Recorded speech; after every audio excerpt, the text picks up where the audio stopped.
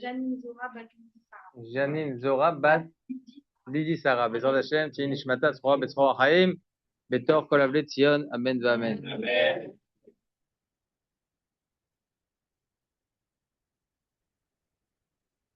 Un grand merci à la famille Cohen, toute la famille Cohen. Et pour la bonne délivrance de Eva Baruch. Pour la délivrance de Eva Baruch. Bezrat Hashem. Peshat Tova. Bezrat Hashem Yidbarach. Alors comme il... En général, c'est comme ça chez les Sfaradim. C'est bien au début, on donne pas. Après, On peut rajouter les... Fabienne Kamuna. Kamuna bat Fortuné. Jocelyne Boria. Brouria bat Perla Zora. Jacob Benrena. Jacqueline Sarah bat Sultana. C'est bon,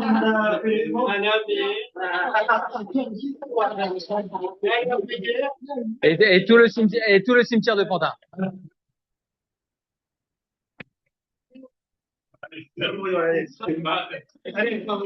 Israq bat Olida. L'Avdil Ben Achayim Lametim. Refoua Shelema. Mazal bat Sulika. Bezrat Hashem, Refoua Shelema, Refoua Nefesh, Refoua Dagouf. Betor Kol Chol Amo Israël. Ah oui, c'est très mignon. Mon fils. Tov, comme il a dit Samuel. Oui, en ashkénaze en plus.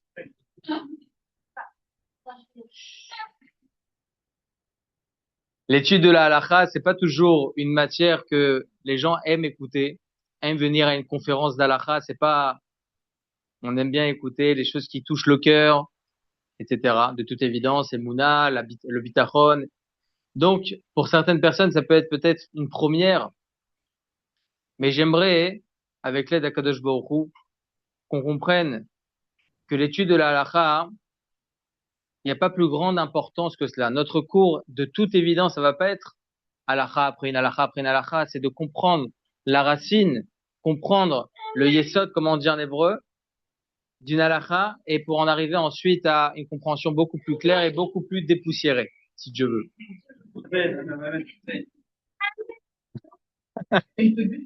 Ah voilà. Ah, je suis béni pour toute la semaine. Ah, tranquille. En tout cas, sachez juste que si vous avez des questions, n'hésitez pas. D'accord? Au Hachem, c'est un cours totalement ouvert. Il n'y a pas carré. D'accord?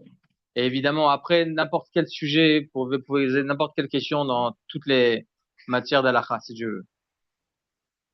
Donc, comme je vous ai dit, l'étude de l'halakha, il n'y a pas plus grande importance que cela. Pour quelle raison? Parce que c'est toute la technicité du judaïsme. Demain, on souhaite faire Shabbat. Comment faire Shabbat? Ah, mais oui, mais je sais comment faire Shabbat. On fait une bonne dafina. On met des bons ingrédients. OK? Et c'est bon, on a fait Shabbat. Mais Shabbat, c'est rempli de lois. Les berachot chaque jour. Quel beracha on fait sur tel aliment, sur telle boisson, etc., etc. Quoi faire? Ça, on est quotidiennement confronté à cela. Et j'ai pas besoin de réponse. C'est une question rhétorique. Qu'est-ce qu'on fait? Est-ce qu'on fait bien ou pas? D'où l'importance de l'étude de la halakha. Mais l'étude de la halakha, il faut la dépoussiérer un petit peu. Parce que c'est pas apprendre la halakha, Aleph, Bet, Gimel, Dalet. C'est pas ça. Quand on a un sujet tellement important comme la pureté familiale, ou comme les lois de brachot, comme les lois de Shabbat, les lois des mélanges, Basar vechalav, etc., etc., ce sont des lois qui sont énormes. Dans ce livre, par exemple, il y a 860 lois. D'accord? 860 lois sur la pureté familiale. Et c'est des choses qui nous touchent à nous au jour le jour. Donc, on va évidemment pas dire une halakha après une halakha après une halakha. C'est pas ça le sujet. Parce que là, on prend un livre, on le lit. Non, c'est de comprendre derrière, mettre en squelette une halakha, mettre en racine quelque chose pour comprendre l'importance de cette loi et comprendre ensuite plein d'autres lois. Et ça, c'est l'important. Comment une personne devient Yireh Shamayim, devient une personne qui craint Kadosh Baruch Hu? Eh bien, c'est lorsque elle apprend petit à petit, elle pose des questions, qu'est-ce qu'on doit faire, etc., etc. D'où l'importance, Baruch Hashem, de cela. Alors, je tiens à préciser quand même que la Taharat HaMishpacha, ça a été, et c'est encore plus aujourd'hui, un sujet qui est, entre guillemets, rejeté par le monde occidental. Pourquoi? Le féminisme, etc., etc. Mais dans 50 ans, ils comprendront, quand ils seront un peu plus racham, encore dans 50 ans, peut-être dans 100 ans, qu'en réalité, la pureté familiale, c'est un piédestal pour la femme de maison. Un piédestal. On la met au-dessus de tous. C'est la force. C'est pas, vous savez, quand j'ai commencé à écrire ce livre, on m'a dit, Rav, faut pas écrire impur. C'est pas joli, la femme, elle est pas impure. Donc, c'est on va dire, c'est un peu un mot, on va dire, un peu péjoratif. La femme qui est impure, évidemment. Mais malheureusement, les gens, ils comprennent mal les choses. Mais l'homme est chané. Certaines fois, j'ai écrit impur, certaines fois, j'ai pas écrit impur. L'homme est chané. En tout cas, ce qui est important de comprendre, c'est qu'au contraire, la pureté familiale, c'est un respect incroyable vis-à-vis de la femme juive. Ce respect il est extraordinaire parce que la science nous l'apprend après. Petit à petit, la science nous l'apprend. Petit à petit. Et je veux même vous dire certaines choses que la science ne sait pas encore. Que la Torah nous le dit. Et ça, elles le sauront dans plusieurs années.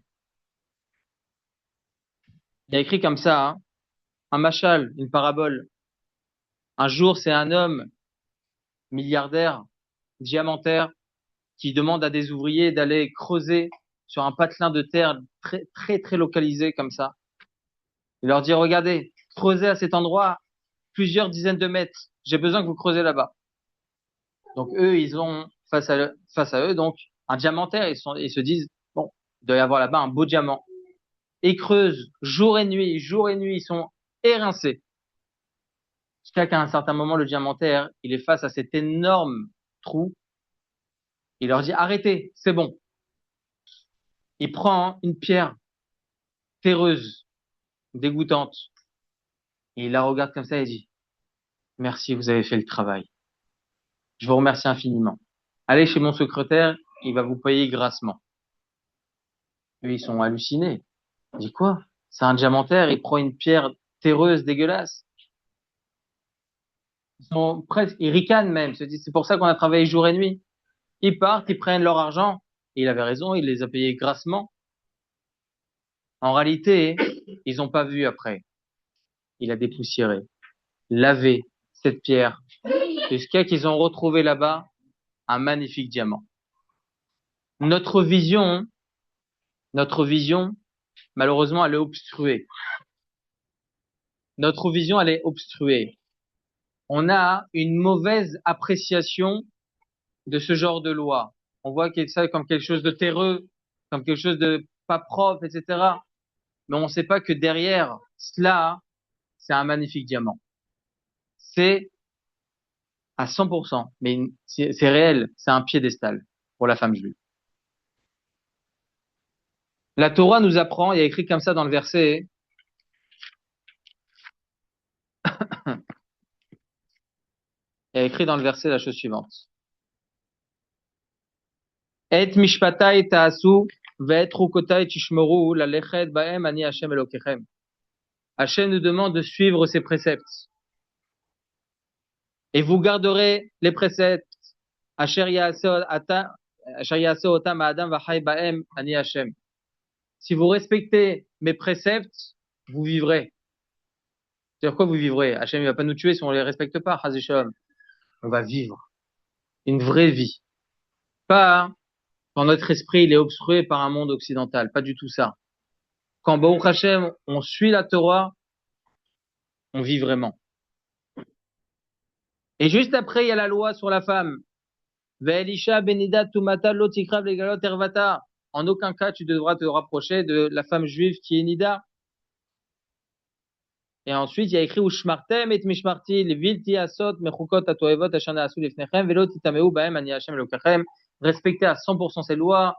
Il faut pas du tout se rapprocher d'une femme qui est nida, etc., de sa femme qui est nida, etc., etc. Mais pour quelle raison? C'est ça, la Torah vivante. Juste après, il y a écrit quoi? Vim tara mizova vesafrala shivat yamim va'achar titar. Pourquoi la Torah nous apprend que lorsque la femme elle est nida, il faut qu'elle attende 7 jours? Pourquoi 7 jours? Pourquoi 7 jours? Tous ceux qui sont en médecine, ils le savent aujourd'hui. Mais la femme, aujourd'hui, on va dire, Chazé Shalom, la femme, c'est pas un Kéli. Bravo. Bravo. Voilà, Kavod. La Torah, elle protège la femme. Vous savez, je vais vous dire quelque chose. Il y a 15-20 ans de cela, la maladie utérine a été très, très, très importante en dehors d'Israël et en Israël, pratiquement pas. En Eretz d'Israël, en Israël, l'État d'Israël. Vous savez pourquoi? Les lois.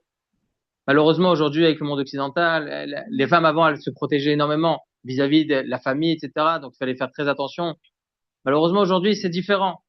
Et malheureusement, il y a eu un pic, même en Israël, de la maladie utérine. Parce que la Torah protège la femme. 7 jours. On te protège, madame.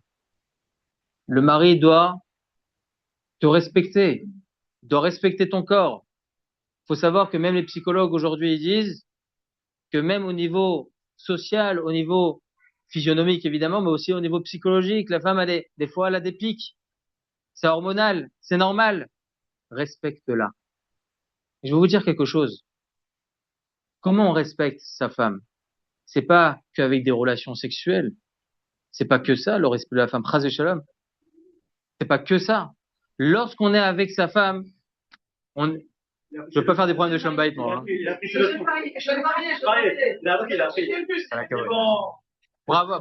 Alors, bravo à votre mari. Vous avez raison. Mais ce qui est très important, au contraire, respecter sa femme, être en couple avec son épouse, c'est pas que au niveau physique, c'est mental, moral, parler, discuter avec elle. Tu te rends compte, sans la toucher, tu vas être avec ta femme. Aujourd'hui, je vous assure, en 2026, ah oui, le féminisme, etc., c'est soi-disant. Parce que tous les hommes, c'est que ça qu'ils ont en tête. D'accord? Faut pas se le cacher. La Torah protège la femme et apprend à l'homme comment être un homme. Vraiment. Ça, c'est important. Vous vous rendez compte, la Torah, il y a plus de 3000 ans. La Torah nous enseigne, V'im Tahara Mizova Vesafrala Shivat Yamim Va'achar Titar. Après 7 jours, et après, elle ira se purifier. Vous savez, il y a un médecin qui était dans l'avion avec un grand rabbin qui s'occupe de la Nida en Israël. Il lui a dit, je suis un médecin non juif, moi, mais je demande à ma femme de respecter ses lois. Non seulement je lui demande de respecter ses lois, mais je lui demande même d'aller au mikvé. Je dis pourquoi? Je dis parce que même l'eau du mikvé, ça apporte une certaine cicatrisation. Extraordinaire. Il faut tant de mesures d'eau à l'intérieur du mikvé. Autant du Beth Amikdash, déjà, on savait ça. Comment la Torah savait ce genre de choses? Parce que c'est la Torah.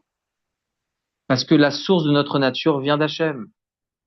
La Torah, elle a été écrite et ensuite, il y a eu la création du monde. Donc, Akadosh Baruch Hu, il a créé le monde selon les lois de la Torah. Ça, c'est important. La science, aujourd'hui, elle le dit. La durée, ce qu'on appelle avec la menstruation, etc., et il faut attendre la fin du saignement. Et après, 3 à 4 jours. Mais ils disent là-bas, non, c'est pas 100%. Jusqu'à 7 jours. Vous vous rendez compte, jusqu'à 7 jours, ils le disent en science. Jusqu'à 7 jours. Donc, attends jusqu'à la fin, proprement, gentiment.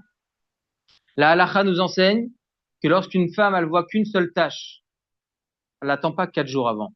Directement, si elle a terminé, et il n'y a pas eu de relation avant dans les 3 jours, c'est bon. Directement, elle commence chez Vanekim.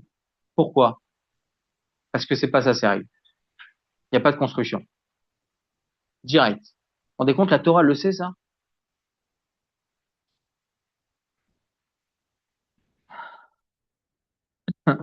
J'aimerais vous lire, dit le docteur Lifshitz, un grand psychologue israélien. Évidemment, tous ceux que je vous rapporte, c'est pas des personnes qui sont dans la religion. Ça, c'est important. Parce que sinon, on est, tu veux rapporter parce que, non. Des personnes qui sont pas dans la religion. Le docteur Ze'ev Lifshitz, en Israël, un grand psychologue il y a quelques années. Je vous lis en hébreu, évidemment, je vous traduis directement. C'est pas joli en général de lire dans les cours, j'aime pas le faire, mais j'aimerais vous lire parce que chaque mot, ils sont importants. Pendant cette période que la femme allait interdite qui loue à son mari, nitenet le baal izdamnut le fateach et yichuso a enoshi klapea.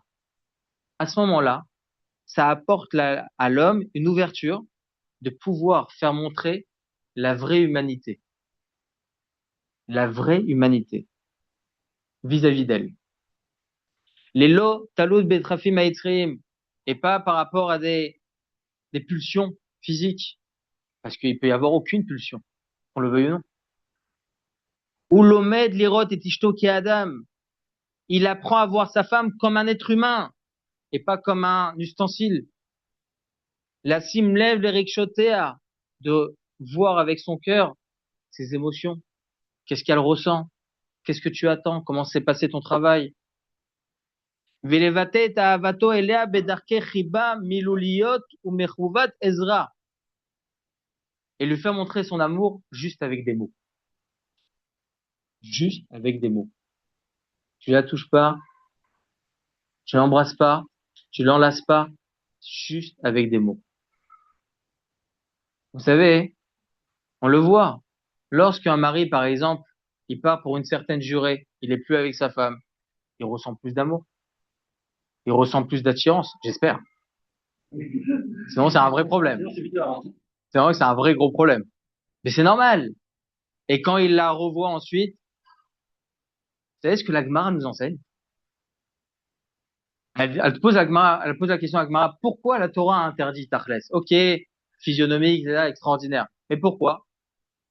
Pour retrouver sa femme comme le jour de son mariage. Le soir du mikvé. Mais c'est le soir du mariage, c'est une émotion extraordinaire, c'est pas seulement une attirance physique. C'est normal, ce jour-là, on a une émotion incroyable. En tant que khatan, on pense pas spécialement que à ça. C'est vraiment une émotion extraordinaire, un jour, le jour J de notre vie. La Gemara nous enseigne que le jour du mikvé, c'est comme le jour du mariage. Retrouver sa femme comme le jour du mariage. Qu'est-ce qui est plus moderne? 2026 ou 5786?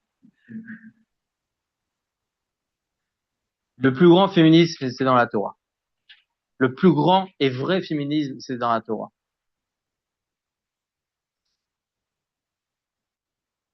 Par exemple, lorsqu'on dit, la Torah a dit que la femme elle doit être tsanoua, etc. Vous croyez vraiment que c'est pas pour la respecter? Un Sefer Torah, hein, on le protège avec plein de couvertures. On le protège avec plein de couvertures parce que c'est très kadosh. C'est très saint. Sinon, laisse-le comme ça, laisse-le ouvert dans la synagogue. C'est magnifique. Chas shalom. Tu fermes, tu le protèges, tu le mets avec un rideau, avec une porte, tu le fermes à verrou. Pas la femme, hein, chas shalom. Chas shalom. Mais pour comprendre que c'est le respect de la femme, toutes ces lois-là, c'est le respect de la femme. La Torah met sur un piédestal la femme. Et ça, c'est très important en tant qu'homme de comprendre que lorsqu'on étudie les lois de la pureté familiale, surtout avant le mariage ou après le mariage ou pendant toutes ces périodes, déjà, je le dis dans tous mes cours, c'est important que le mari et la femme s'assoient une fois par jour, 10, 15 minutes ensemble et ils étudient les lois. Non seulement il y a beaucoup de lois qu'on ne sait pas, mais aussi ça permet d'avoir une discussion, pas que sur WhatsApp. Parce qu'aujourd'hui, il y a même OneNote. Ron, c'est, c'est le sentier de 2026. Vous savez, c'est comme ça. Il y a Instagram, il y a Telegram et il y a Tic et télégramme, il y a plein de trucs maintenant. Je sais pas. Il y a plein de choses. Et c'est quoi la relation qu'il y a homme et femme? Il n'y a plus rien, chas shalom. Un quart d'heure dans notre journée, plus il faut, hein. Mais un petit quart d'heure, vraiment parler, discuter. Vraiment discuter. Je me rappelle, Zichroné Baruch Hu, le Rav Citru qui nous avait dit, chez lui à la maison, quand on mange, interdit les téléphones. On discute, on est ensemble. On est ensemble. C'est tellement humain, en fin de compte. On croit qu'on est à l'avancée et à l'apogée de quelque chose d'extraordinaire, mais malheureusement, on recule, on recule, on recule. La Torah, vous savez, elle met en évidence nos ancêtres. Elle met pas en priorité nos descendants. Non. On demande, si Dieu veut, que j'arrive au talon de mes grands-parents. Alvaï, que je puisse y arriver. Oh, ils étaient tellement grands. On puisse arriver à leur niveau. Oui, c'est vrai, on évolue dans la modernité, etc. Mais malheureusement, de l'autre côté, ça régresse. Aujourd'hui, il y a l'intelligence artificielle. Donc tout est devenu artificiel, même l'intelligence. C'est tellement dommage. On peut, la Torah, c'est tout déjà. En étudiant la Torah, on sait tout. On connaît des sciences, on connaît tout par la Torah. Tout, tout, tout par la Torah. Plus on étudie, vous savez, heureusement qu'il y a Shabbat. On n'a pas de téléphone. On est obligé d'avoir des textes. Il y en a d'autres qui n'ont plus de textes, ils n'ont plus rien, ils ont que les téléphones. Et Shabbat nous protégera ça, c'est sûr et certain. Au moins ça. Au moins ça.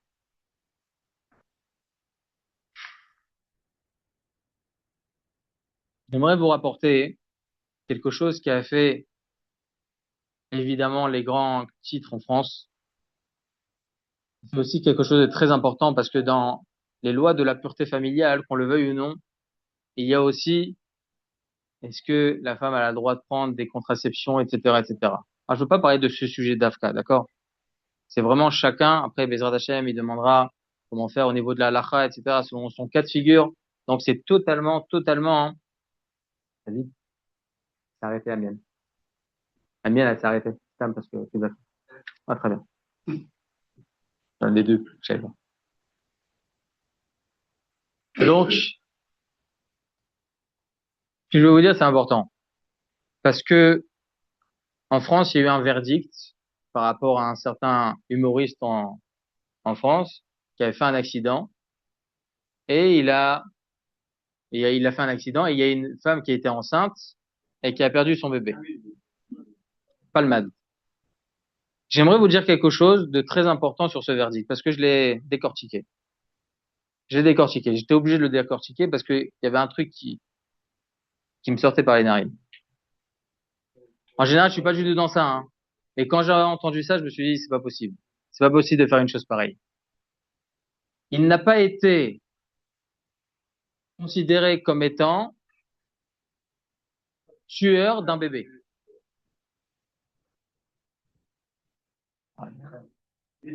Il était sous stupéfiant, il a fait un accident, il a fait donc des blessés, et il y avait une femme qui était enceinte, et le bébé, il est parti. Hein?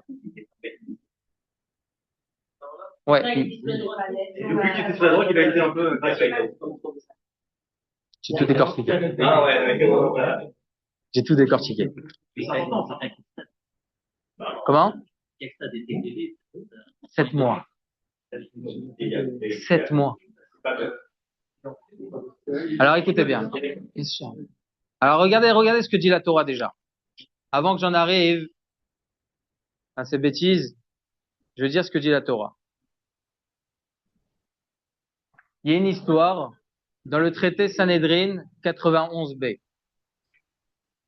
La Gemara nous apprend qu'il y avait un des grands de la Gemara, c'est celui qui a écrit la Mishnah, il s'appelait Rabbi Yehuda Hanassi. Je vais vous raconter son histoire en 2 secondes. Lui, quand il est né, c'était à la même époque où il y avait un roi qui avait décidé de mettre une xéra, donc une interdiction de faire la Brit Mila. Interdit de faire la Brit Mila pour les Juifs. Aujourd'hui, on sait c'est quoi la Brit Mila. Extraordinaire. Tov, interdit. Mais le grand rabbin de la génération, Rabban Shimon ben Gamliel, il a eu un enfant, au Hachem. Il s'est dit, bon, on va faire ça vraiment de manière très, très dans une grotte comme ça, cachée, et malheureusement, il y a eu un colporteur. Il est parti voir le gouverneur, il a dit, le grand rabbin, il a fait la brit mila de son fils. Très énervé, il convoque Rabban Shimon ben Gamliel, sa femme et le bébé. Vous êtes les trois mis à mort. Ils arrivent là-bas, ils sont à salle d'attente, et entre-temps, il y a la femme du roi qui sort. Il dit, qu'est-ce que vous faites là? Et la rabbinite, qui était l'amie de la femme du roi, elle lui raconte toute l'histoire. Elle lui raconte toute l'histoire. Elle dit, regardez, il y a 4 jours, j'ai eu un bébé, un garçon. Il l'a pas vu encore, le roi. Venez, on se l'échange. Quand le roi va vous dire, pourquoi vous avez fait la brit mila, faites-le montrer. J'ai pas fait la brit mila. Comme ça, votre bébé, il va être sauvé. Dès que vous sortez, on rééchange les bébés. Et c'est ce qui s'est passé. Mais entre-temps, quand ils attendaient encore le roi, le petit de la reine, il commençait à pleurer. Donc, qu'est-ce qu'elle a fait, la rabbinite? Elle lui a donné son lait. Ensuite, il s'est passé ce qui s'est passé. Bon, Hachem, les deux ont été sauvés. Il était tellement énervé, le roi, contre le colporteur. Il a tué le colporteur. Il a dit, j'enlève le décret sur le peuple juif. Vous pouvez continuer à faire la brit mila. Magnifique. Par la suite, ce petit bébé du roi, c'était Antonin. Antoninus. C'était l'ami de bébé du grand rabbin, qui était Rabbi Yehuda Hanassi, en fin de compte, l'auteur de la Mishnah. L'auteur de la Mishnah. Ce Antonin-là, il s'est converti. Pourquoi il s'est converti? Ils disent les commentateurs parce qu'il a bu quelques gouttes de lait de la rabbinite. Vous vous rendez compte? Même le lait, il est kadosh, il est saint. C'est extraordinaire. Toi, je vous raconte l'histoire avec Antonin et Rabbi Yehuda Hanassi. Antonin, alors qu'il il s'était pas encore converti, il pose la question à son ami Rabbi Yehuda Hanassi. Et dit, Kvod Arav, j'ai une question pour toi. À quel moment l'âme du bébé, il descend à l'intérieur du fœtus? Quand est-ce que hein? C'est ce qu'il a dit, Rabbi Yehuda Hanassi, Kol HaKavod. Rabbi Yehuda Hanassi, il dit 40 jours. Au bout de 40 jours de grossesse, eh bien, l'âme qui descend. Et là, il y a Antonin qui pose une question. Rabbi Yehuda, où t'as vu un morceau de viande qui peut rester 40 jours? C'est pas possible. Il va pourrir ce morceau de viande s'il n'est pas au frais. Et là, il est dans le ventre de la maman sans rien. Il dit, ah, tu m'as appris quelque chose, Antonin. Tu as raison. À partir du moment où il y a la fécondation, direct la neshama elle rentre. Direct la neshama elle rentre. Il y a quelques années de cela, bien avant 75, 77, 1975, eh bien, il disait, il y a rien du tout. D'accord? Il y a rien du tout. 40 jours, 6 semaines, 8 semaines, 10 semaines, il y a rien du tout. Il a écrit comme ça, hein.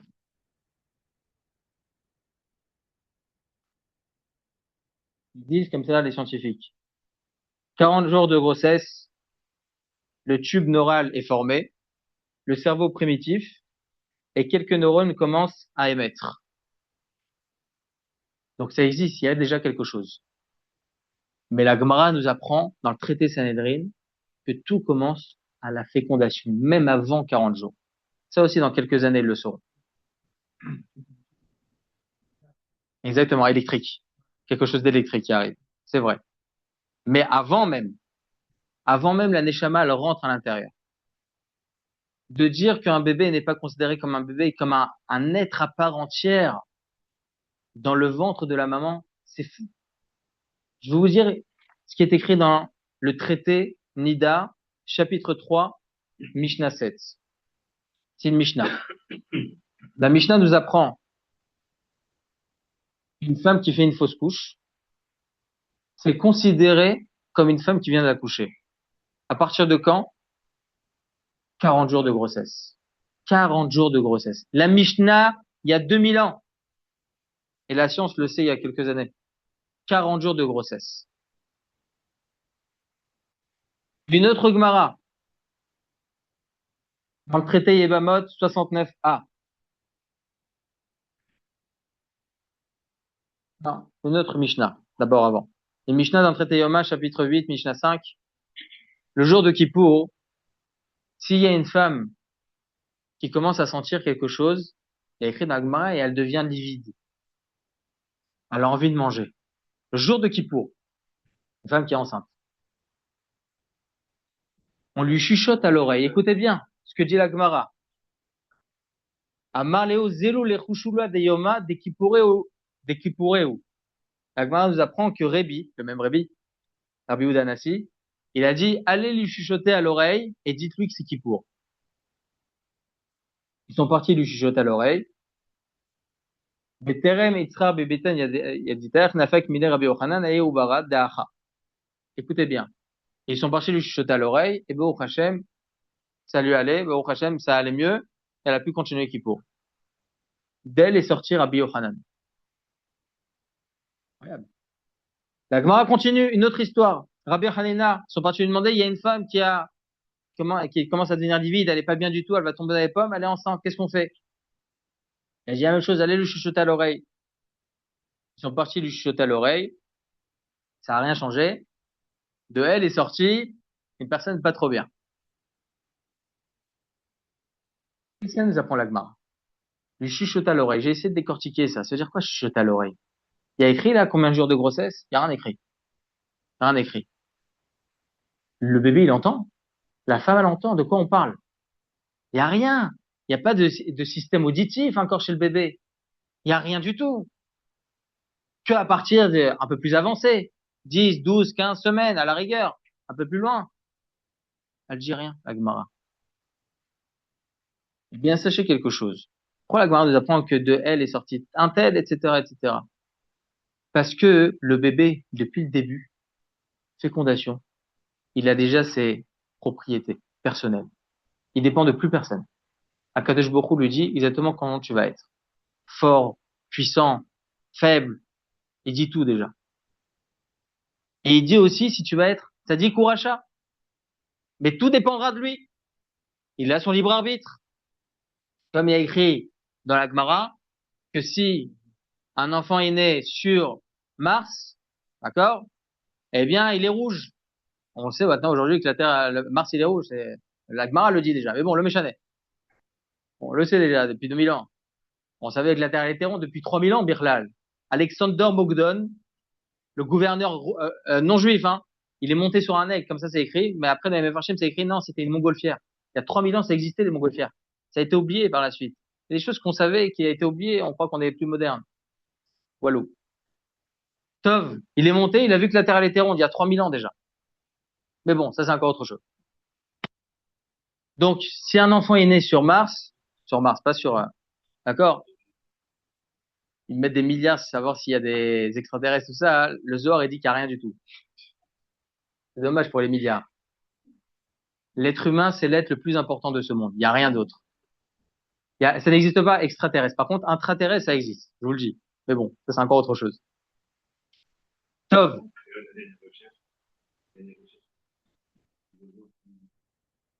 Il y a un mois et demi, on a vu, il y avait une chance sur 150 milliards qui est ailleurs sur la Terre. Donc, autrement dit, sur la Terre.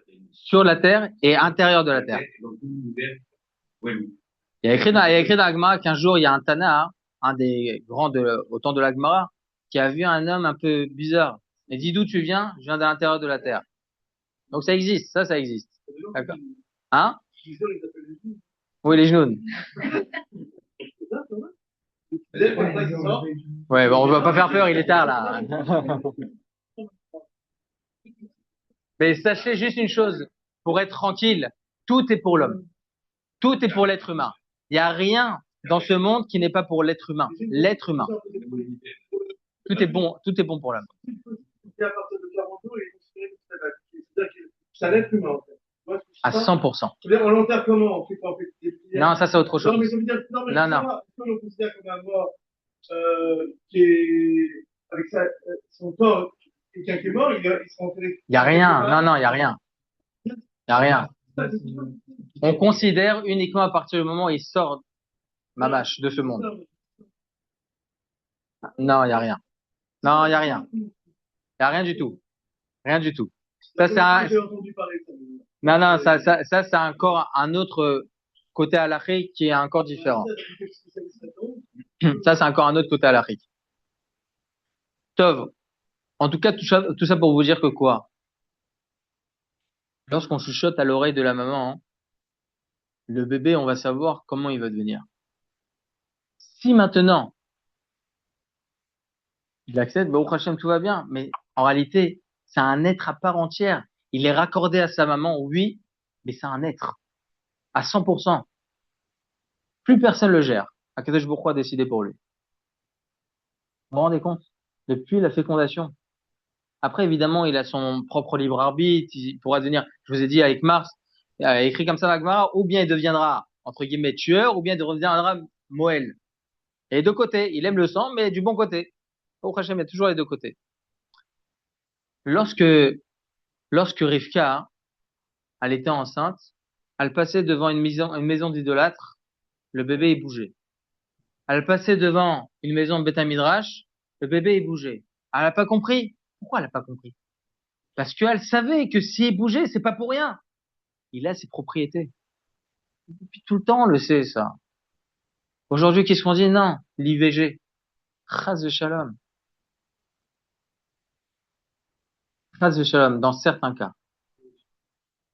Il y a des cas de figure, évidemment, avec une autorité rabbinique, c'est sûr et certain. Quand je vous parle d'IVG, faut savoir qu'en France, depuis 1975, vous savez, il y a eu combien d'IVG en France? 11 millions. 11 millions. En Israël, depuis 77, parce que c'est que depuis 77, il y a eu 800 000. Et je me suis interrogé, pourquoi une telle différence? C'est vrai, au niveau, il y a moins de monde, etc. Non, il y a écrit au niveau traditionnel. Donc au niveau de la halakha, etc., etc. Donc c'est plus compliqué. Une chose qui est importante de comprendre, c'est que l'IVG, comme beaucoup d'autres lois, etc., qu'ils essaient de passer, par exemple, en France, il autorise jusqu'à 14 semaines. C'est quoi 14 semaines? C'est énorme. Et en plus de ça, en France, c'est le seul qui est dans la Constitution, en plus. C'est dans la Constitution. C'est-à-dire, tu peux faire ce que tu veux. Open bar. Tu décides, tu fais ce que tu veux. On te pose pas de questions. Non, en phase de chaleur, on rentre pas dans la vie privée. C'est comme ça. J'étais choqué qu'il n'y avait pas de caméra nulle part ici. En Israël, dans tous les recoins, il y a des caméras. Extraordinaire. Non, la vie privée. Oh, ok, très bien. Qu'est-ce qu'on fait avec les délinquants? Mais bon, ça c'est encore autre chose. Tov, en tout cas, ce qui est important de comprendre, c'est que pas parce qu'une loi passe, c'est que c'est bon aussi pour l'homme. Chas v'shalom. Non, il faut toujours se poser la question. Je vous ai dit ça au début du cours, au niveau de la halakha. Qu'est-ce qu'a dit la Torah? La Torah, dans tous les cas, elle met sur un piédestal l'être humain, la femme, elle met sur un piédestal tout le monde. L'homme, c'est le plus important dans ce monde. C'est le plus intelligent. Les bêtes, elles sont là pour l'homme. Tout est là pour l'être humain dans ce monde. Pourquoi il y a autant de nature dans ce monde? La forêt amazonienne, c'est pour nous, pour qu'on puisse respirer. Tout est là pour l'être humain. Tout. Une fourmi, elle est là pour l'être humain. Une fourmi, elle est là pour être humain. Donc, ce que la Torah nous dira, dans tous les cas, c'est pour le bien de l'être humain. Lorsque la Torah dit que c'est interdit, c'est interdit. Ah, mais et il y a une jeune fille qui m'a contacté il y a quelques semaines. Elle fait son Shirut Leumi, c'est comme l'armée pour les jeunes filles en Israël. Et elle m'a dit, Rach, je veux me marier, j'ai besoin que vous m'autorisez la contraception. Pourquoi? On n'est pas là, Chas v'shalom, pour faire du mal. Quand on dit pourquoi, pour dire, donne-moi une raison potable. Il dit non, vous comprenez, au niveau de la Parnassa, et j'ai aussi des études à faire, etc. C'est pas une raison. Pourquoi je vous dis que c'est pas une raison? Je sais que peut-être il y en a plusieurs qui vont être choqués, mais je suis là aussi pour dire le émet. Parce que la Torah, elle ne peut pas autoriser, Chas v'shalom, une contraception stam. C'est pas possible.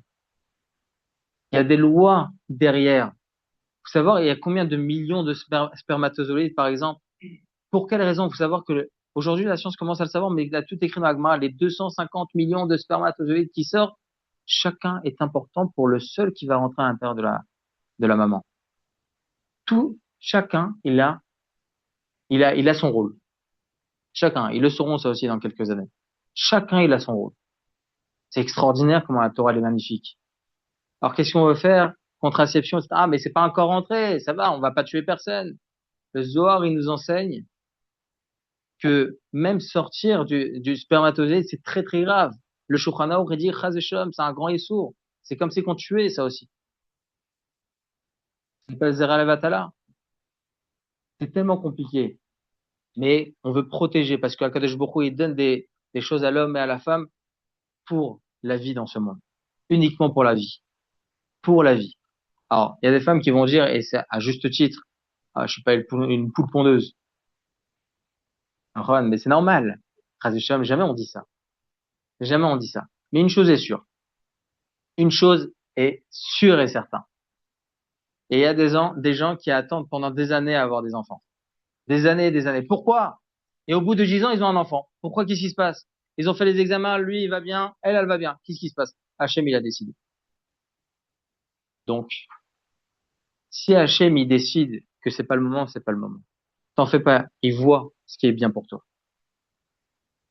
Le problème, c'est que dans notre tête, on fait pas ce calcul-là. On dit directement, ça va être compliqué. Mais tu dis, Bezrat Hachem, tu auras déjà un enfant. C'est magnifique déjà, mais voilà, que t'as cette émouna. Mais la émouna, que si tu l'as, c'est bien pour toi, et si tu l'as pas, c'est aussi bien pour toi. Donc, certaines fois, on autorise pour 6 mois, 1 an après une grossesse, et c'est 100% logique. La femme, elle est faible, et c'est normal. Elle est peut-être une césarienne, donc c'est très compliqué, et c'est normal. Il faut respecter, c'est à 100% normal. À 100% normal. Mais il y a des femmes qui prennent pendant 2 ans, 3 ans, 4 ans, 5 ans. Non, j'ai pas les nerfs. Et la parnassa, tu comprends? Je vous assure, moi, je suis Kolelman. Je gagne 1200 shekels par mois. D'accord? 1200 shekels par mois. Faites le compte en euros, je sais pas. Baruch Hashem, j'ai 5 enfants. On habite dans un quartier à Jérusalem, très cher.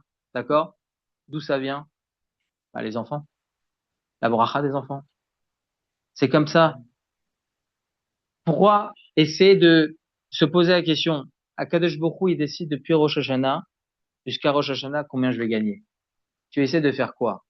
Moi, je dis tout le temps aux hommes, si ton patron te demande de terminer à 17 heures, interdit pour toi, lorsque tu rentres à la maison, de regarder tes mails. Interdit. Interdit. Hachem, il a décidé 17 heures, c'est tout, t'es à la maison maintenant.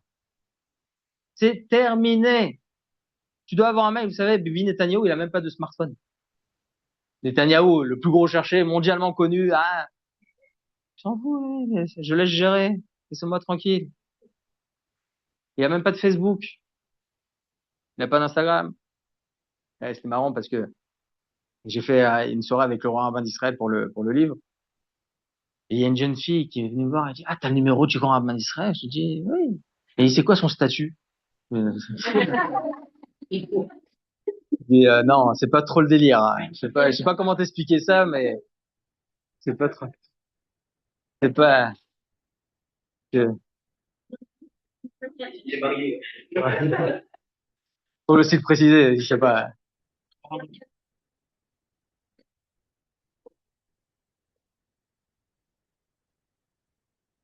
J'aimerais juste vous dire, parce que je vous ai dit que je l'avais décortiqué, j'aimerais juste vous dire, ouais, j'aimerais vous dire la raison pourquoi.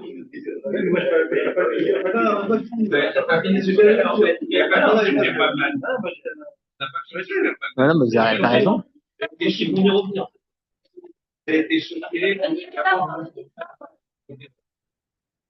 Alors regardez, voici une explication pourquoi en droit français, la mort du fœtus n'a pas été qualifiée d'homicide involontaire dans l'affaire Pierre Palmade, même si le choc moral est immense.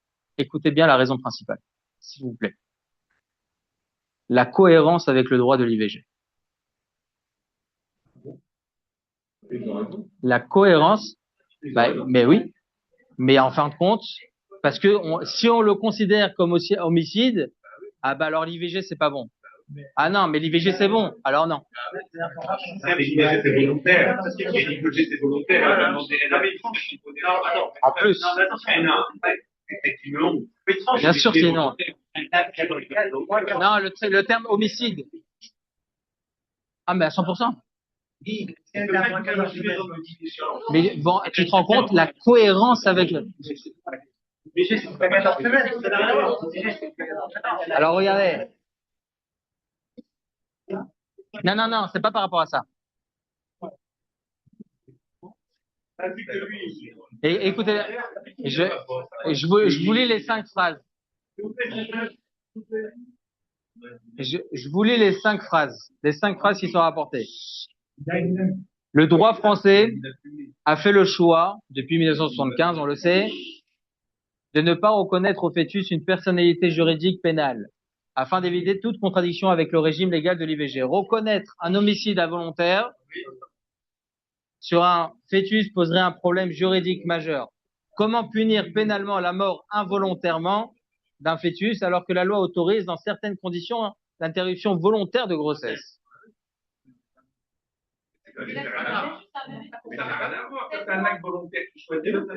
C'est pas ça le truc, c'est pas ça le truc. Si tu considères, non, non, non, non, je précise, si on considère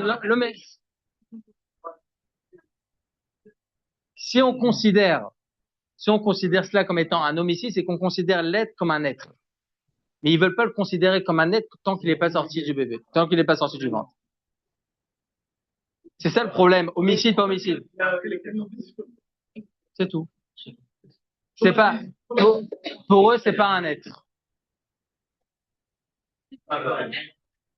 Exactement. Non, mais c'est pas par rapport à ça. C'est par rapport au digne de homicide. Quand est-ce qu'on va considérer un être? Il dit l'IVG. Non, ils autorisent l'IVG jusqu'à 14 semaines. Oui, mais ils considèrent pas un enfant comme étant un être jusqu'à qu'il sorte. Ils peuvent pas appeler homicide lorsque c'est pas un être. C'est ce qu'ils disent. Mais non, mais là, c'est déjà que l'IVG, tu Oui, mais l'IVG, tu le choisis. Il n'a pas choisi de se faire rentrer une voiture. On n'a pas le droit de tuer selon la loi. On n'a pas le droit de tuer selon la loi.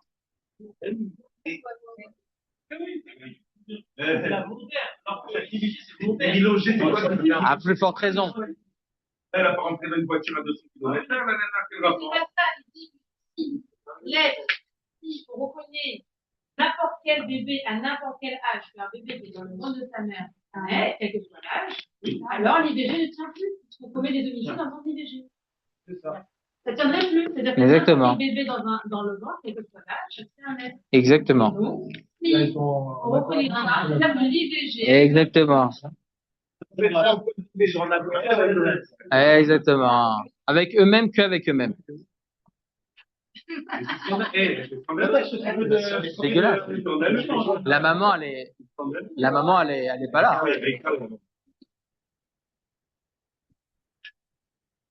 La Torah protège l'homme depuis la fécondation. Depuis sa fécondation. Avant même Birlal. Attention, on demande à l'homme interdit de faire des bêtises. Interdit, ne fais pas des bêtises. C'est incroyable comment la Torah elle met en avant l'être humain. La Torah, c'est elle vraiment qui met en avant l'être humain et c'est pas ce que l'on pense aujourd'hui avec le monde occidental, etc. Et ça, c'est très important de le comprendre. Donc tout ça pour dire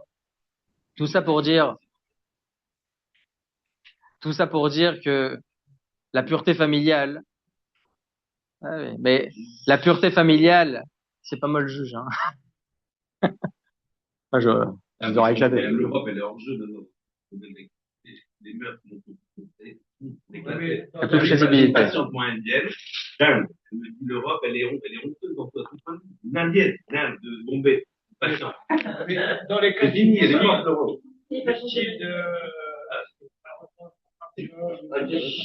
Ah, il y a des cas. C'est pour ça, Chazécham, je suis pas là pour, il y a des cas de figure et c'est même pas un rabbin standard qui pourra vous répondre.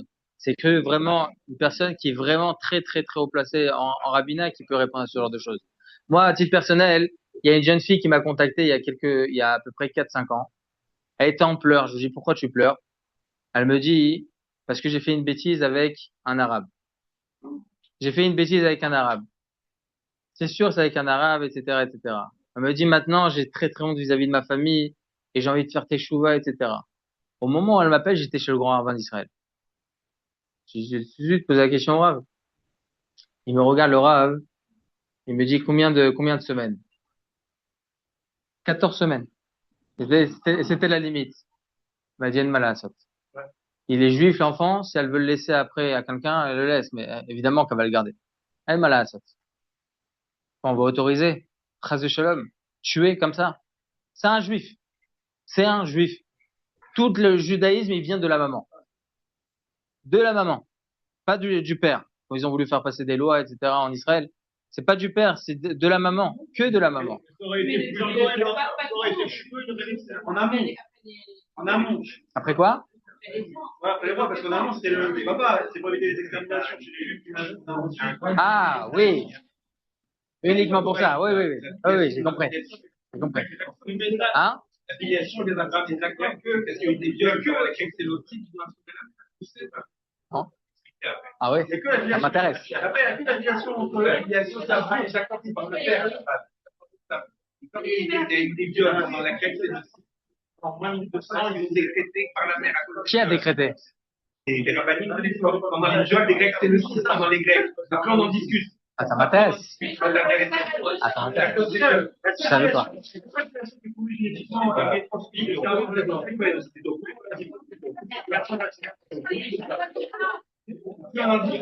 Ah oui, ça m'intéresse. Yoann. Plaisir. Hein? Oui. C'est-à-dire? Ça dépend à combien?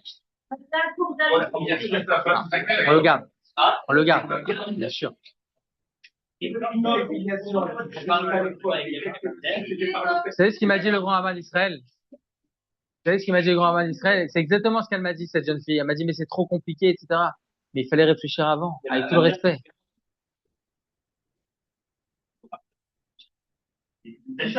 Qui? Je vous pose la question. Cet enfant est né. J'ai le droit de le tuer? Chas Shalom. C'est la même chose. Tout à l'heure, vous avez Hein? J'ai pas compris. Ça dépend, ça dépend. Avant 40 jours, après 40 jours, avant 3 mois, il y a plein de paramètres. Il y a plein de paramètres. Dans quel cas de figure? Malheureusement pendant la guerre qu'on a eue en Eretz Israël, malheureusement, il y a même eu, malheureusement, il y a eu beaucoup de jeunes filles qui ont été violées à Shem Mishmor. Et il faut savoir, écoutez bien, vous savez que toutes, écoutez bien ce que je vais vous dire, toutes, même non religieux, etc. Vous savez ce qu'ils ont fait? Ils sont partis voir les rabbinim. Toutes. Ils sont toutes parties voir les rabbinim. Qu'est-ce qu'on fait avec votre arabe? Est-ce que je dois le garder? Est-ce que je dois pas garder? Les rabbinim, ils ont tranché selon les cas de figure. Ouais, elles étaient restées en otage, donc c'était resté plus longtemps, etc., etc. Vous vous rendez compte la grandeur d'âme de ces jeunes filles? Ah, cas par cas. Voilà. Cas par cas. Cas par cas.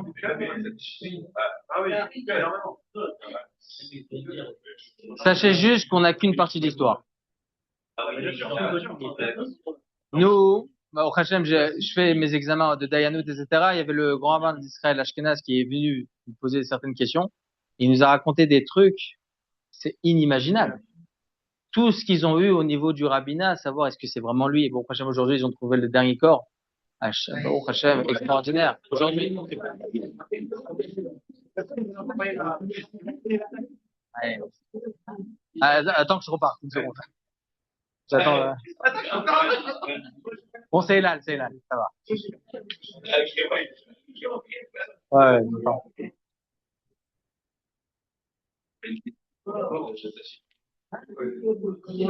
Tov.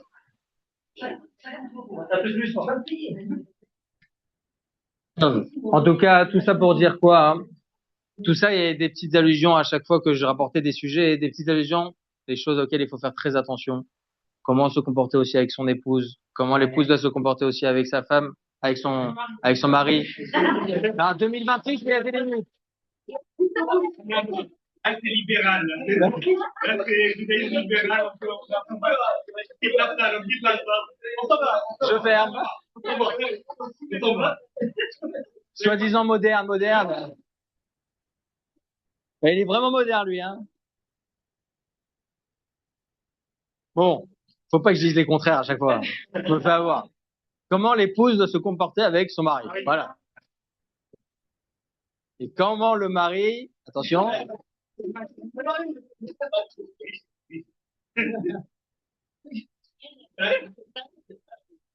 En tout cas, voilà ce que nous apprend la Torah.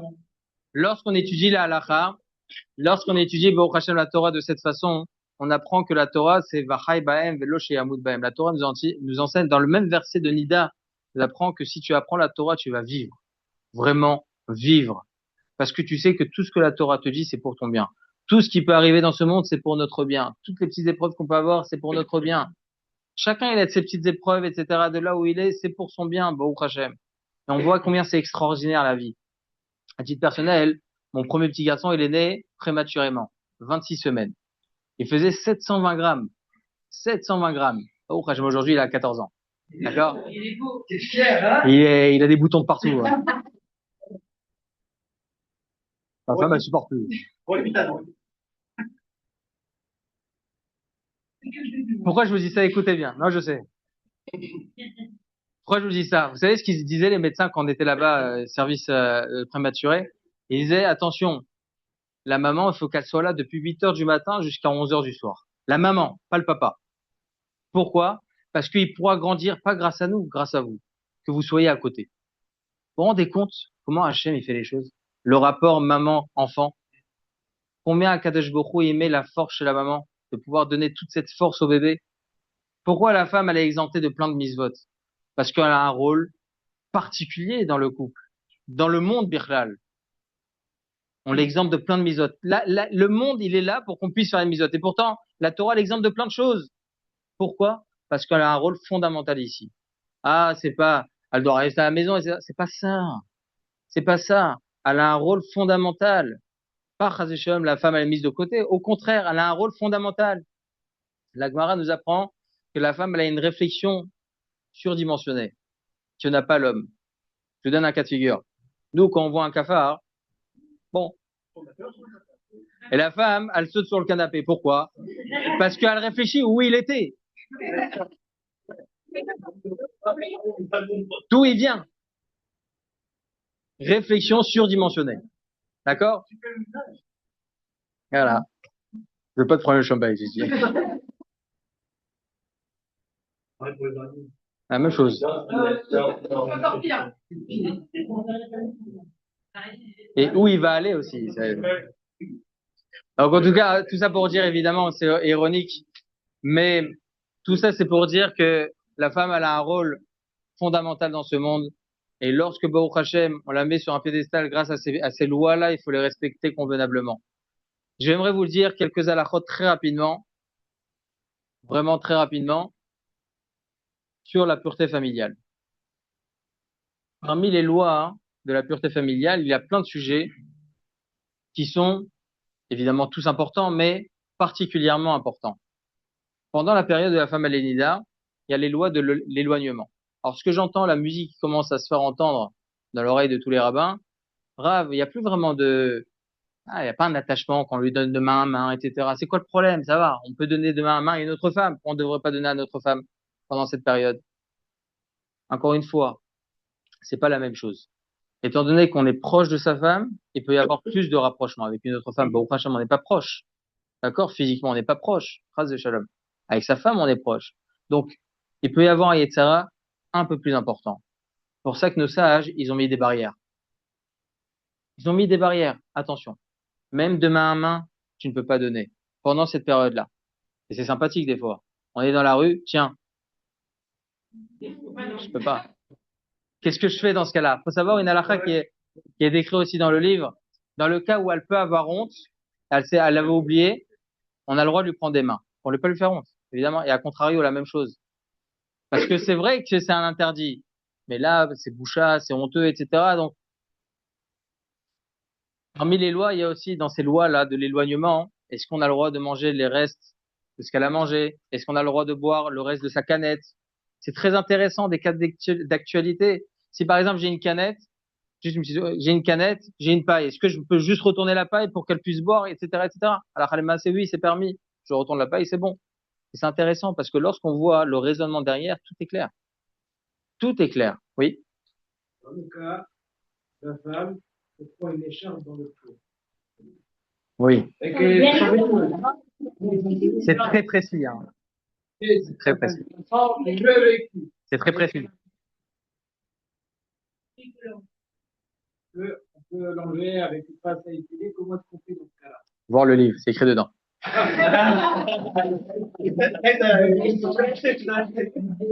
vais vous le lire, je vais vous le lire. Je regarde le livre. Alors, le cas des méchants, page 358. Elle a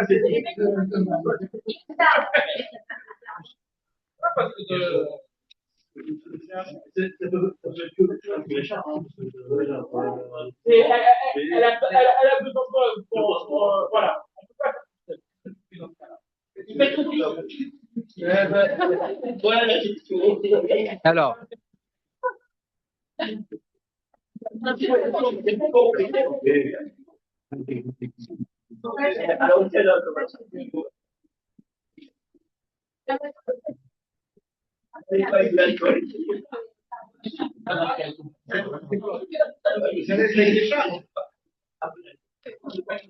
Alors, écoutez bien.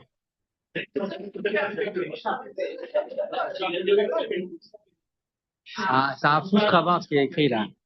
Écoutez bien. Alors, c'est ça. C'est filmé? Alors, chose importante. Il y a une différence d'ailleurs si c'est le mari qui est malade ou la femme qui est malade, sachez. Ouais. Si la femme elle est malade, c'est plus problématique. Alors que si c'est le mari qui est malade, il y a moins de problème à la femme d'aider, dans certains cas. D'accord? Parce que la femme, elle est pas, bon prochain, elle est sérieuse. L'homme, il est moins sérieux. Hein? Bah, très mauvais malade. On n'aime pas être malade. Alors, si la femme, si sa femme Nida, par exemple, là, c'est un autre cas de figure, mais c'est semblable. Si sa femme Nida a besoin d'une pommade comment? Un exemple. De quoi? Ah, du vécu là aussi? Je sens que je vais sortir de là. J'arrête. Alors, attends. Aimez-vous. Alors, si sa femme Nida a besoin d'une pommade que seul son mari peut lui appliquer, il faut craindre que cela entraîne une proximité interdite. Cependant, si la maladie met, Chazé Shalom, sa vie en danger et que l'application de cette pommade est son soin, cela devient évidemment permis. Et autant que possible ne pas toucher sa peau, comme par exemple en portant des gants. Là, par rapport à la, on peut demander à un médecin, elle peut aller chez l'infirmière, à l'infirmerie, on peut faire autrement. C'est pas un problème. C'est pas un problème. Maintenant, il y a une nuance quand même. Si maintenant, même dans le livre, c'est écrit, par exemple, on doit lui mettre des gouttes dans les yeux, etc. Ça, il n'y a pas de proximité. Il n'y a rien du tout. Il n'y a pas de contact du tout. Il n'y a pas de contact du tout. Mais, dans le cas de l'écharpe, je vais mettre des gants. non, il faut demander à quelqu'un. C'est la journée, ok, mais c'est la nuit. Voilà, moi, c'est la nuit. Moi, ça a été le soir. Il va pas baisser spécial pour des écharpes. S'il a essayé. Ça peut causer à Chazécham à, Si ça te pose une infection d'écharpe, c'est la nuit. je veux voir. Je suis sûr de l'avoir écrit. Je suis sûr de l'avoir écrit. La journée, je vois, on peut aller à la pharmacie, on peut aller à la pharmacie généraliste, on peut aller à l'urgence, c'est pas de problème. On peut aller à la pharmacie.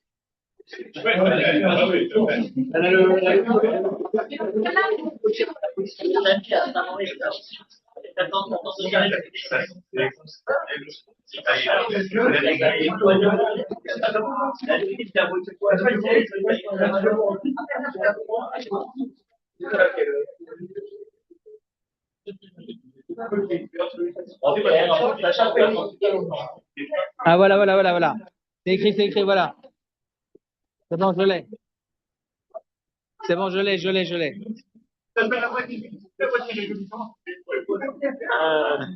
Ouais, c'est bon, je l'ai. J'ai le cas précis.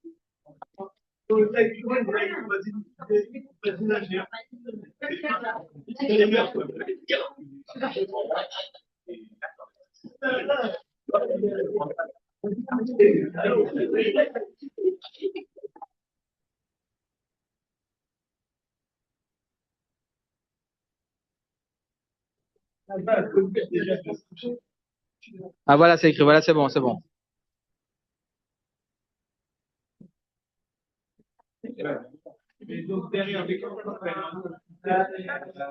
Ah, voilà, c'est permis. Écoutez bien. Alors, il y a écrit comme ça, hein. C'est permis. Alors, justement, je voulais en hébreu parce que c'est écrit aussi en français, mais je voulais en hébreu. Ouais, bon. Traduction, voilà. Exactement. ולענייננו יש לומר בעניין הוצאת קוץ מגופה על ידי צוות ונותן בידיו כפפות, donc en mettant des gants, enlever les chades, ועוד שאוחז דרך הצוות בכאגם pas en lui touchant spécialement le pied, juste en touchant la pince à épiler. Alors écoutez, justement. Yesh lomar she'af kroli she'en bo sakana yesh makom laquelle on peut être mekel.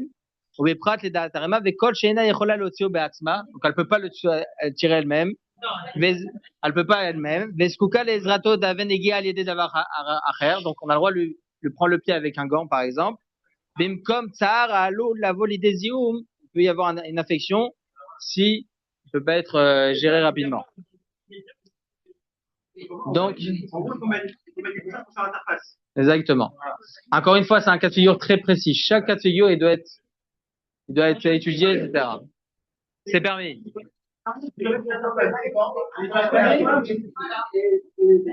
Interface. Ah. Il a pas réussi. Non, mais s'il appelle, ah, bah, ça, ma femme, elle est là, quoi. Donc, ça va être compris comme ça. Pourquoi tu le fais pas toi? Non, des fois, elle peut avoir honte. Un docteur, à la rigueur. Oui, une infirmière, oui, à la rigueur. Mais parce que c'est son métier. Mais Stam, c'est pas interdit, hein, de dévoiler. C'est pas interdit du tout. Entre femmes, elles se parlent énormément. Non, je le sais, ça, hein, vous en faites pas. Elles se parlent énormément. Ah, j'ai eu ça. Hein? Il y a pas d'interdit ensemble, mais il y a beaucoup de gêne. Surtout chez les Français, hein, sachez-le. Il y a énormément. À l'époque, hein, la femme Nida, elle avait des habits spéciaux pour la Nida. Pour que le mari se rappelle, attention, habits spéciaux, pardon. Oula. Entre mari, hein, avait des habits spéciaux. Elle avait des habits. À l'époque. Non. Foncé, orange, vert. Non, pour que son mari se rappelle.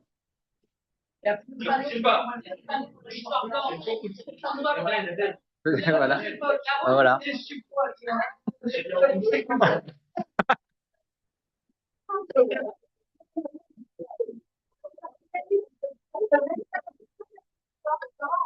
Sauf. Combien de temps encore?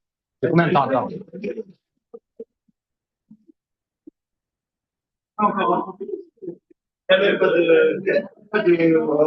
Là,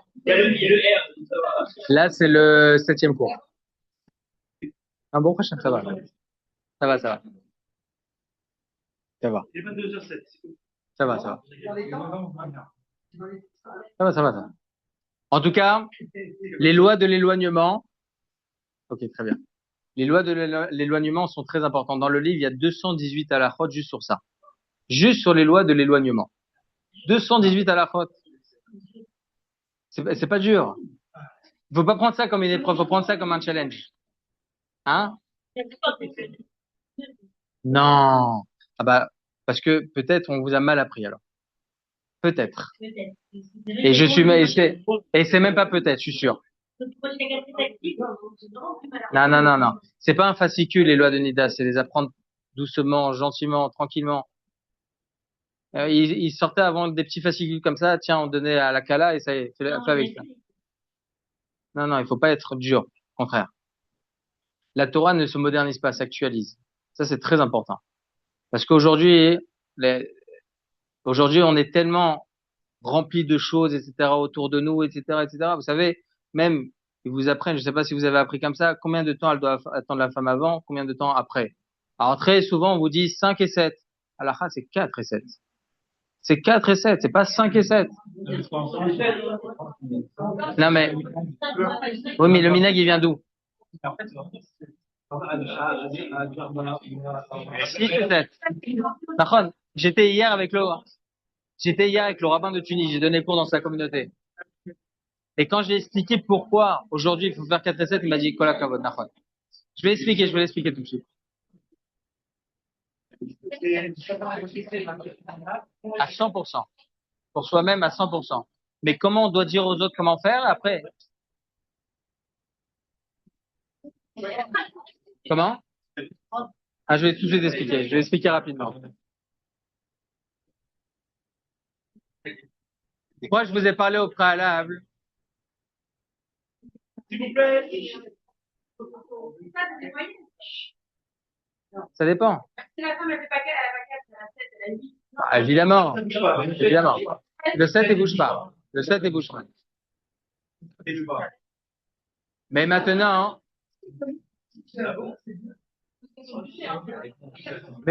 par exemple, très souvent, par exemple, une femme, elle peut avoir une tache. Femme, c'est pas ses règles. Elle était enceinte, etc. Donc tout s'est un peu embrouillé. Ou bien elle a mis le nevering, ou bien elle a mis un moyen de contraception autre, etc. Donc ça peut causer, et il peut y avoir des taches.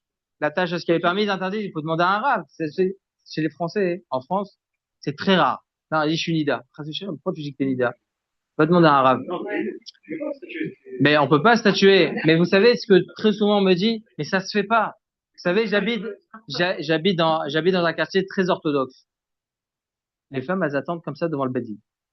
C'est pas de la manque de pudeur, c'est ça la pudeur. C'est ça la pudeur. Au contraire, on met pas Chaz Shalom la femme de côté. Depuis quand ça? Depuis quand? Chaz Shalom. Il faut statuer comme il se doit. La halacha, c'est la halacha. Ça dépend. Ça dépend quelle couleur, etc. Moi, je vérifie en général. Mais jamais sur photo, par exemple. Ça n'existe pas. Ça n'existe pas. Ça change les couleurs. C'est votre résolution. Même HD, DDD, ça. Oui. Ça dépend où elle a vu, ça dépend de la quantité, ça dépend de quelle façon elle a vu. Il y a plein de choses. Une petite quantité, par exemple, sur de la couleur, même blanc cassé, c'est permis. Aucun problème. Il n'y a pas besoin de poser la question. D'accord? Et ça, c'est important. Pourquoi je vous dis ça? Pourquoi je vous parlais de 4 et 7? Ça fait longtemps que j'ai pas entendu ça. De vérifier? Tout le monde vérifie. À l'époque, au temps du Beth Amikdash, oui. Moi, j'ai fait une formation de plus d'1 an que sur le sang. Juste sur le sang, vous vous rendez compte? Il y a plein de choses. Exactement. Ouais, tout de suite, je voulais expliquer tout de suite.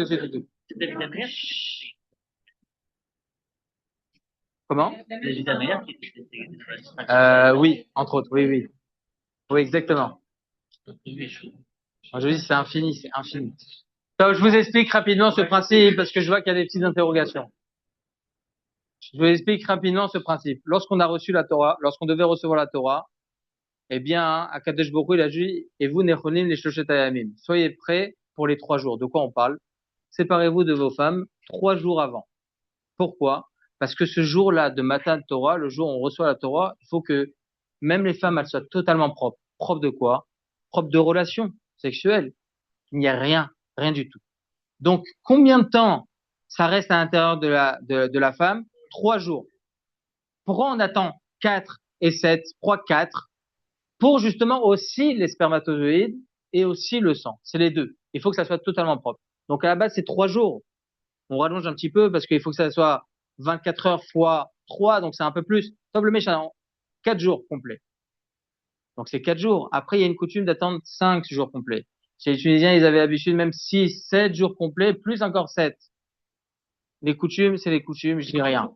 Mais une chose est sûre, pourquoi j'ai parlé dans notre époque? Parce que le nombre de personnes qui tombent dans la faute, malheureusement, pas parce que, attends, le mari, ça, on est complètement embrouillé aujourd'hui avec le monde que l'on a aujourd'hui, les téléphones et Internet, etc., que on est complètement pris dans un tourbillon, mais un Yetzara palpable à la maison directement sur un plateau d'argent. C'est une réalité, c'est pas, même le monde occidental aujourd'hui le dit, même les goïms, ils le disent aujourd'hui, on fait attention, pas trop de téléphone, on arrête pour les enfants, on arrête ci, et faire attention. D'accord? Donc, c'est pour ça, hein, il faut être d'autant plus vigilant aujourd'hui de dire la halakha telle qu'elle est écrite dans le Shulchan Aruch plutôt que minagim. Oui, minagim, c'est important, mais faire très attention. On veut faire en sorte que Bezrat Hashem, le couple reste solide. On veut faire en sorte que Bezrat Hashem, le couple reste le plus kadosh possible.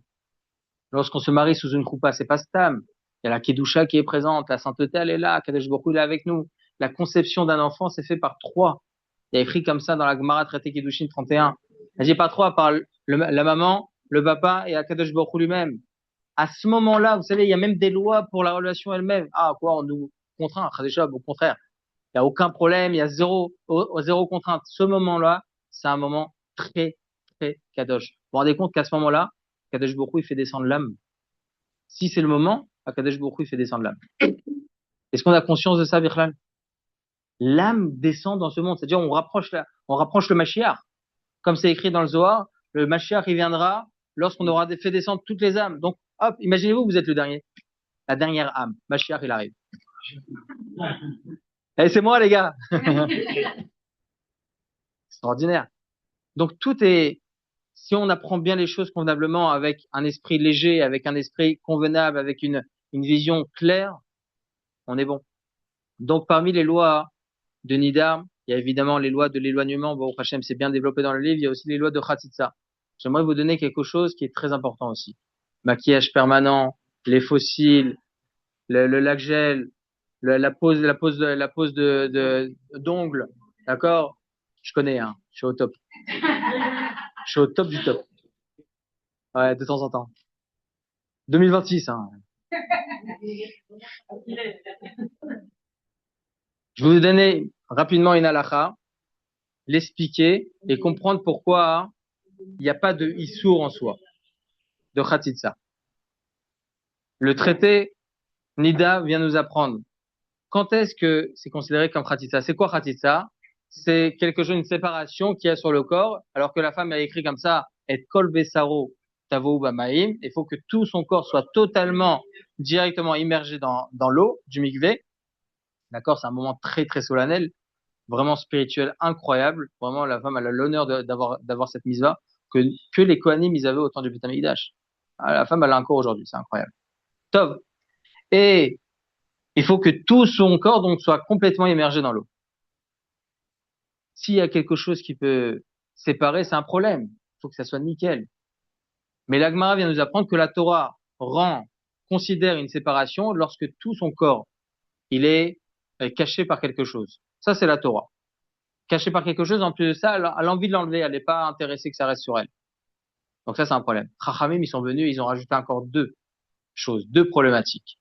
Premièrement, je vous le dis en hébreu, et je vais vous expliquer, c'est ce qu'on appelle Rov Sheino Makpid, Vemiut Amakpid.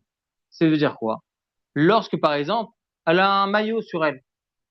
Moi, ça m'intéresse, j'ai envie de ce maillot. Chachamim, ils disent c'est un problème. Parce que ça fait partie de ton corps, il y a une grande partie de ton corps qui est recouvert, c'est un problème. La même chose par rapport à Miut chez Makpid. C'est-à-dire quoi? Elle a un cheveu qui traîne quelque part. Elle veut pas de ce cheveu. C'est un problème. Donc là, c'est Khatitsa. Faut faire attention. Donc, elle fait attention. Bah, au prochain, elle vérifie. La balanite, elle est là. Elle vérifie tout ce qu'il faut. Magnifique. D'accord? Et donc, je vous pose la question. Une femme qui a le maquillage permanent, ça rentre dans quel paramètre? Aucun paramètre. Aucun paramètre. Parce que la femme, elle veut que ça reste sur elle. Elle veut pas l'enlever. C'est pas comme un cil sur la main. C'est pas comme un petit cheveu sur le bras. Elle veut que ça reste. Donc, c'est une petite partie du corps qui a une séparation. Mais elle a envie de ça. Elle a envie que ça reste. Donc, c'est pas khatitsa. La compréhension. On voit le yesod, la racine, et on comprend derrière. Tout est clair. Une femme, elle veut mettre le vernis. J'ai eu un cas de figure il y a quelques semaines. Il y a une femme qui m'a appelé, elle m'a dit, Rav, c'est simple, regardez. Le soir de mon mikvé, c'est aussi le soir du mariage de ma sœur. Les maquilleuses, elles arrivent à 12h30 à la maison. Mon mikvé, c'est le soir. J'irai après, il n'y a aucun problème. J'ai parlé à la balanite, même à 1h du matin, il n'y a pas de problème. Moi, je veux pas. Je suis avec mon maquillage. Je veux le garder, etc.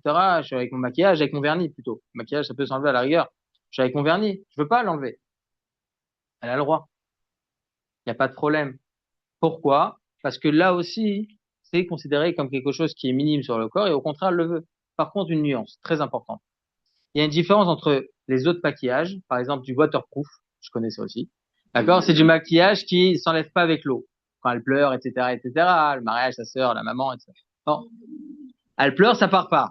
Ça part pas. Si elle veut s'immerger comme ça va pas partir avec l'eau. Elle peut aussi s'immerger comme ça. Avec les ongles, on est un peu plus exigeant. Pourquoi? Parce que le Zohar, il nous apprend que l'ongle, c'est la seule chose qui nous est restée depuis Adam Arishon. D'accord? Il y a beaucoup de Toum'a. C'est pas seulement que ça soit propre à l'intérieur, etc., en dessous. C'est pas que ça. Pas uniquement ça. C'est aussi le fait que c'est important que l'ongle soit complètement enlevé pour ce moment le plus tahor de sa vie. D'accord? Dans son moi, du moins. D'accord? Le plus pur de son moi. Donc, enlevé. Donc, si une femme, elle veut elle veut faire le lac gel, en général, elle laisse pousser son ongle. Il faut essayer de lui expliquer gentiment, tranquillement, que c'est préférable d'éviter. C'est sûr et certain que si elle veut pas l'enlever, elle veut rester avec, etc., on lui dit pas que c'est assourd. Aucune balanite n'a le droit de dire que c'est interdit. Par contre, une chose est très importante. Lorsqu'on connaît la halakha, il faut dire les choses, au lieu de dire interdit, il faut dire les choses, quand est-ce que c'est permis, quand est-ce que c'est vraiment interdit. Lorsque le lac gel, il est mal fait, ou bien il commence à s'écailler, là, c'est assourd. Et la repousse de l'ongle, il y a un peu d'ongle. C'est un problème. Donc là, c'est obligatoire, il faut obligatoirement l'enlever. Obligatoirement l'enlever. Et pas seulement cet ongle, toutes les ongles. Hein? Même en dessous de la majorité. Les gens, en général, un vernis écaillé, une femme, elle peut pas sortir comme ça au mariage. Dans un mariage. Non. Les poskim, ils disent pour un mariage. Un moment important.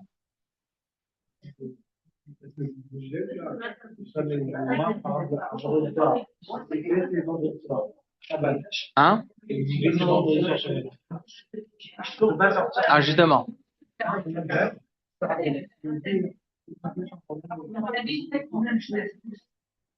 Il était écaillé? C'est un problème. Peut-être. Mais les poskim, ils disent vraiment, faut que ce soit un moment important. Sortir dans une soirée de serrage. Je vous rapporte, c'est écrit dans Yalkutara. Top. Rapidement, je finis avec ça, hein. Quelques minutes encore, je finis avec ça. Lorsque le vernis il est écaillé, là, c'est sûr et certain que c'est un problème. Donc, il faut que la femme ou bien le refasse nickel, ou bien tout enlever. Pas seulement celui-là, tout. Parce qu'aujourd'hui, ils font 1, 2, 1, 2, 1. Tout enlever.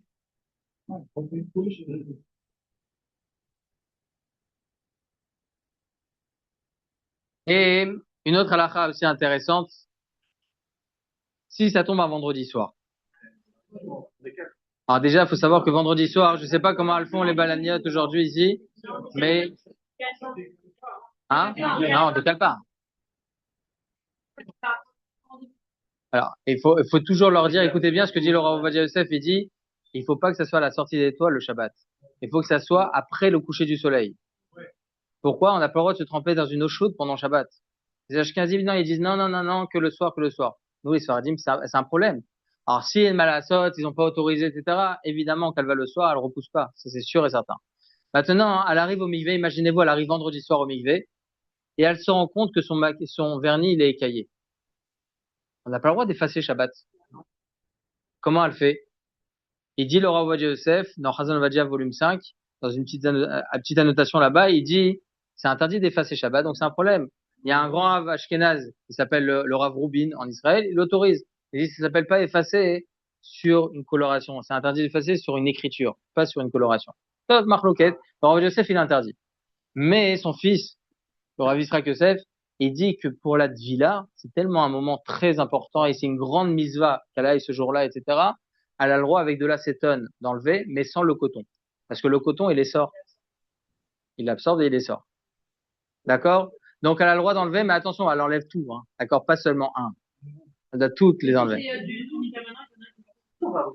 Pour Shabbat, elle demande à une goya de l'enlever. Avec un appareil. Même si c'est électrique. Goya. Mais il faut tout faire avant, évidemment.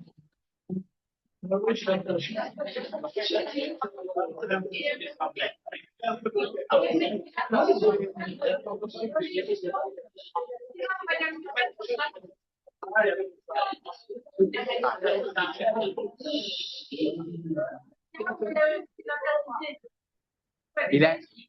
Non, il interdisait pas pour une femme qui a l'omigvé. Il interdisait Stam. Est-ce qu'une femme a le droit d'enlever son vernis Shabbat? Dans tous les cas, elle y va. Elle y va, mais elle l'enlève. On repousse pas. Ouais. Alors, pourquoi c'est pas un tatouage? Parce qu'un tatouage, ça reste à vie. Un maquillage permanent, c'est maximum 10 ans. Non. Alors, je vous explique. Je t'explique. J'explique rapidement. J'ai dit, je vous explique. Elle va me tuer, ta mère.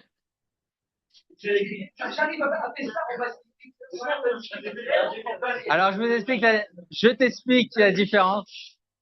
J'explique la différence qu'il y a entre un tatouage et un maquillage permanent. Le tatouage, il faut savoir, ça va jusqu'à la 5e couche de la peau. D'accord? On apprend tout dans la Torah, même la médecine, hein. Ça va jusqu'à la 5e couche de la peau, et là, ça fait mal à la chair. Même, directement. Là, c'est l'interdit de la Torah. Alors que le maquillage permanent, c'est maximum la première peau. Ça fait rien. Quand vous mettez une boucle d'oreille, ça va où? La première peau, ça fait rien. D'accord? Lorsque vous mettez une petite aiguille, là, parce qu'il y a une petite écharpe, ça fait rien. C'est juste la première peau. C'est la même chose, le maquillage permanent. C'est pas un tatouage. Non, il n'y a rien. Oui, oui. Oui. Mais ça rentre pas à la 5e couche de la peau. Ça esquinte pas. Oui, non, mais ça veut dire qu'elle le fait mal. Non, non, ça veut dire qu'elle le fait mal. Mais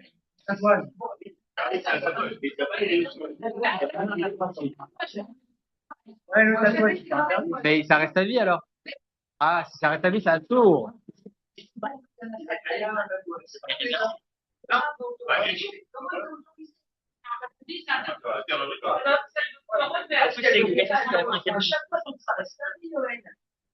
Mais si elle le refait pas. Si tu le refais pas, il s'enlèvera, il partira.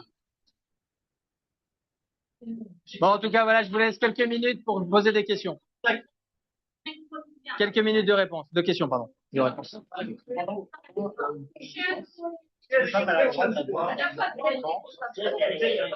Couleur. Ça dépend de sa situation. Ça dépend de sa situation. Quand elle est pure ou elle est impure? Quand elle est nida. Ah, quand elle est bien, ouais, pas de problème. Aucun souci. Par contre, quand on est dans la période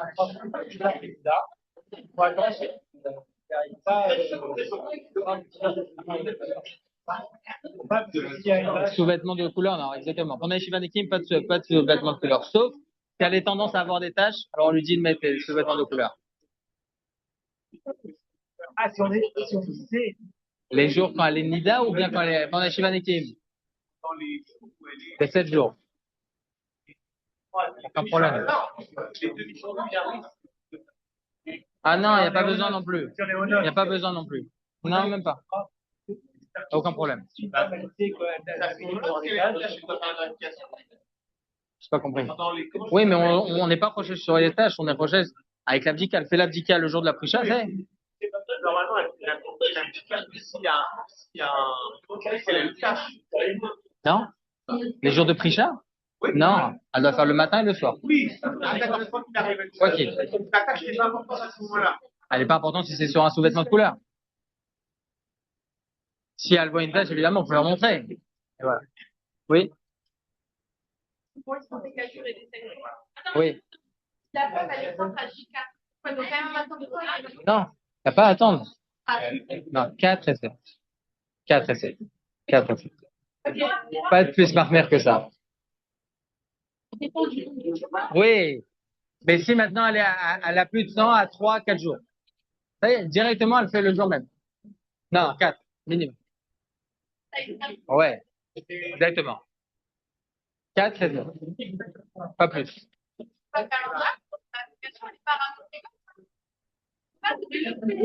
derrière, il est obligatoire. C'est obligatoire. Des questions, mesdames, messieurs?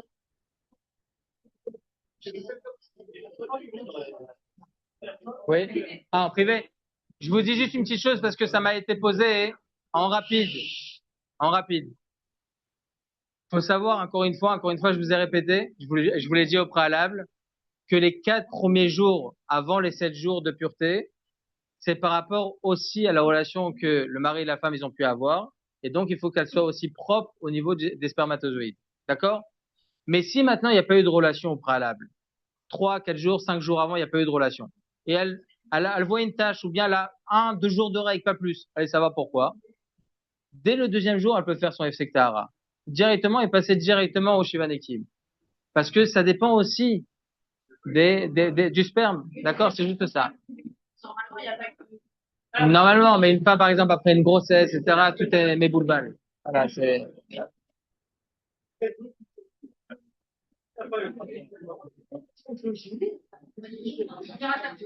Voilà.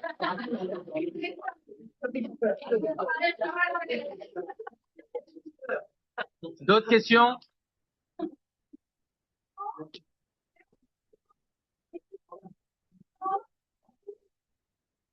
En tout cas, un grand merci de m'avoir écouté. Qu'Hachem apporte à tous, Bézard Hachem, beaucoup de bracha et d'atzlacha. Amen, amen. Merci à la famille Cohen. Zraïta et tout. Hazak, hazak. Vous pouvez prendre le livre.